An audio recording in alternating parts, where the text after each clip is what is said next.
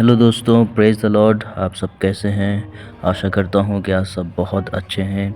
एक बार फिर से लिव विद जीसस चैनल पर आपका स्वागत है। जैसा आप जानते हैं कि हम एक किताब का अध्ययन कर रहे हैं। उस किताब का नाम है आत्म जागृति में देरी क्यों। तो आज हम अध्याय 2 पढ़ेंगे और अध्याय 2 में टॉपिक का नाम है प्रार्थना अनंत को पकड़ लेती है। तो हम शुरू करते हैं। कोई भी व्यक्ति अपने प्रार्थना में जीवन से श्रेष्ठ नहीं होता है। जो पास्टर प्रार्थना नहीं कर रहा है वह अपने कर्तव्यों से खिलवाड़ कर रहा है। जो लोग प्रार्थना नहीं कर रहे हैं वो यहाँ वहाँ भटक रहे हैं। किसी भी व्यक्ति की अपनी योग्यताओं का प्रदर्शन करने का स्थान मंच बन सकता है, परंतु प्रार्थना की कोठरी में किसी भी प्रकार का प्रदर्शन नहीं है। आज की कलीसिया कई बातों में कंगाल है, परंतु प्रार्थना के क्षेत्र में वह बहुत ही कंगाल है। हमारे पास कई व्यवस्था करने वाले हैं, परंतु विलाप करने वाले बहुत कम हैं। पैसा देने वाले बहुत हैं, परंतु प्रार्थना करने वाले बहुत कम हैं। बहुत सारे गीत गाने वाले हैं, परंतु प्रार्थना से लिपट कर रहने वाले बहुत कम हैं। पास्टर बहुत हैं, परंतु प्रार्थना में मल्ल युद्ध करने वाले बहुत कम हैं। डरने वाले बहुत हैं, परंतु आंसू बहाने वाले बहुत कम हैं। फैशन बहुत है, परंतु करुणा बहुत कम है। बाधा डालने वाले बहुत हैं, परंतु प्रार्थना के योद्धा बहुत कम हैं। इन क्षेत्रों में असफलता का अर्थ है हम पूर्ण रीति से असफल हैं। सफल मसीही जीवन के लिए 2 बातें अति आवश्यक है और वे हैं दर्शन तथा बोझ। दोनों प्रार्थना में उत्पन्न होते हैं और प्रार्थना में इनका पोषण होता है। वचन की सेवकाई कुछ के लिए है, परंतु प्रार्थना की सेवकाई जो सबसे बड़ी सेवकाई है सब के लिए है। आत्मिक अपरिपक्व लोग कहते हैं मैं आज रात नहीं जाऊंगा, यह तो केवल प्रार्थना सभा है। हो सकता है अधिकांश प्रचार से शैतान को बहुत कम डर है, परंतु अपने पिछले अनुभवों के कारण उसको अपनी सारी नर्क की सेना प्रार्थना करने वाले परमेश्वर के लोगों के विरुद्ध लगानी पड़ती है। आधुनिक मसीही बांधने और खोलने के विषय में बहुत कम जानते हैं, जबकि अधिकार हमारे पास है। जो कुछ तू पृथ्वी पर बांधेगा, क्या आपने कभी यह कार्य किया है?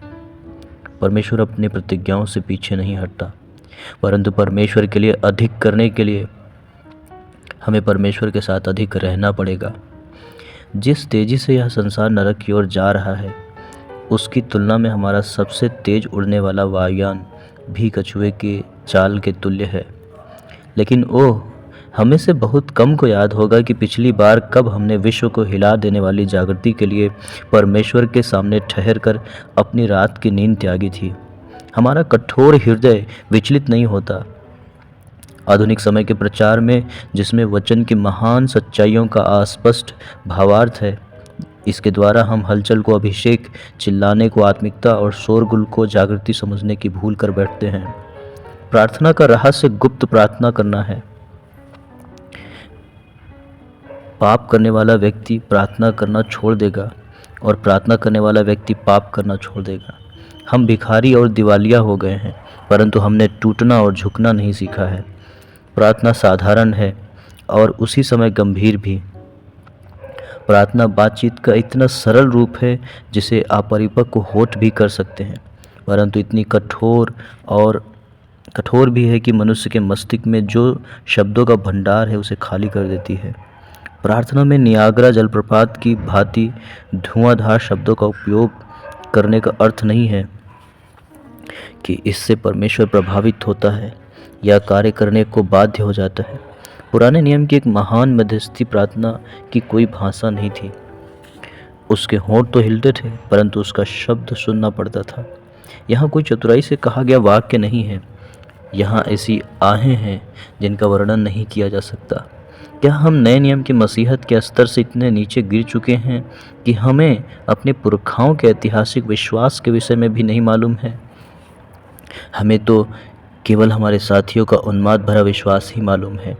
जैसे धन व्यापारी के लिए महत्वपूर्ण है, वैसे ही प्रार्थना विश्वासी के लिए महत्वपूर्ण है। क्या कोई इस बात को नकार सकता है कि आज की आधुनिक कलीसिया की चिंता का मुख्य कारण पैसा है?